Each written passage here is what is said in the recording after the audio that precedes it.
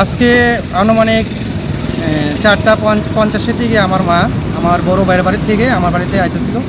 তখন ওই সময় আসার সময় একটু আসার পরেই দুইটা ছেলে একটা বাইকের মধ্যে ছিল, দুজনে হেলমেটধারী। পিছনের লোকটার গায়ে কালো চেকচেক শার্ট ছিল। ঘুরে মাকে জিজ্ঞেস করলাম, মাসিমণি কোথায় যাবেন?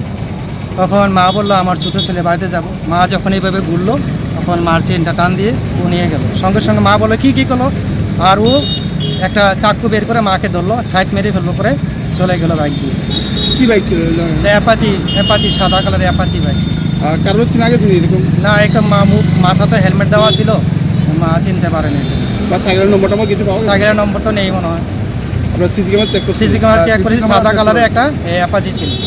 কোন জায়গায় ঘটনাটা করছিল? রাজারবাগ অরুণাচল সংঘ R8-এর সামনে। কি নিয়ে গেছে বলতে? স্বর্ণের হার? স্বর্ণের হার 1.5 কোটি ওজনে হবে। কি নাম আপনার মায়ের? আমার মায়ের নাম গীতারানী দেব। মানে আপনার বড় ভাইয়ের বাড়ি থেকে আপনার বাড়িতে যাওয়ার পথে? আমার বাড়িতে যেতেছিল।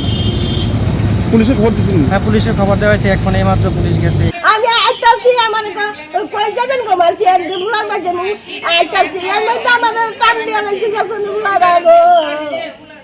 পেছনে একটা ছেলে ছিল, বাইকের মধ্যে কয়জন ছিল? দুজন ছেলেটা হ্যাংলা এই সাদা কালার চেক চেক